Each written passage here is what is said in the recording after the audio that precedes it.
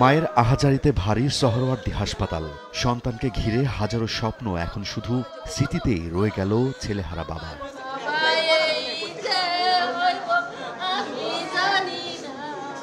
শনিবার বিকেলে রাজনৈতিক কর্মসূচি শেষে মামা ও তার দলের সাথে বাড়ি ফিরছিলেন মেহেদী। স্বজনরা জানান, মানিক মিয়া এভিনিউ পার হওয়ার সময় পিকআপ ভ্যানে চড়ে র্যালিতে যোগ দেওয়া আরেক পক্ষের নেতাকর্মীদের সঙ্গে কথা কাটাকাটি হয়।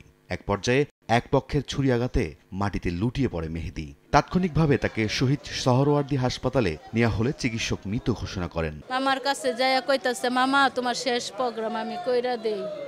তাও গেছে, আমার বাবা গেছে, আমি কইতেই পারি না। আমি মহিলা আওয়ামী লীগ করি, আজকে আমি করি দেখে আমি আমার এই আমি দল ক্ষমতা দলরে ভালোবাসি দেখে এই পুরস্কার আমার দলে দিল। আমার সন্তানরা যদি পিড়াইতো পুষ দিত তাও তো মনটা বুঝাইতে পারতাম।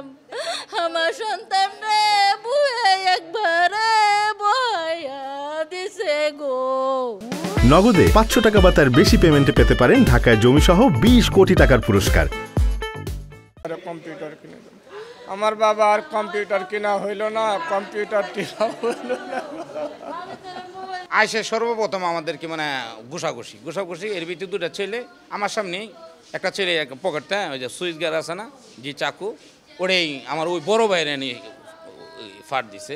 এবার ভাগিনা যখন ওই যে দেখতেছেন অবস্থা খারাপ, ভাগিনা হয়েছে বিরাতে এই সরো আর ভাগিনা জানেন যে ওর কাছে যে ছুরি আছে ওই ওরে না পায়া ওরে নি বসায় দিছে। মামা আমার বাঁচাও, আমার শুধু এই কথাটা বললে আমার উপরে পড়ে গেছে। তখন আমরা 3 ভাই নিয়ে আসছি সিএনজি দিয়ে। এটা যারা দুষ্কৃতিকারী তারা কিন্তু কোনো দলের না, যারা সন্ত্রাসী, যারা অন্যায়কারী তাদের বিচার হোক, এটাই আমার চাওয়া। এই হত্যাকাণ্ডের সাথে জড়িতদের দ্রুত আইনের আওতায় এনে বিচারের দাবি জানান মেহেদীর পরিবার। এদিকে তদন্ত করে ব্যবস্থা নেওয়ার কথা জানিয়েছে পুলিশ। ওই মানিক মিয়ার ওই জায়গায় 2 গ্রুপ প্রোগ্রাম শেষে স্বেচ্ছাসেবক প্রোগ্রাম শেষে আসছিল, মারা হয়েছে, একটা ছেলে সেবায় মারা যায় সোরারদি হসপিটালে। তদন্ত কার্যক্রম প্রক্রিয়াধীন। মেহেদী কিছুদিন আগে এসএসসি পাশ করেছেন। বাবা মা ও ছোট ভাইয়ের সঙ্গে ভাটারা এলাকায় থাকতেন তিনি। রাইদুল ইসলাম শুভ, সময় সংবাদ, ঢাকা।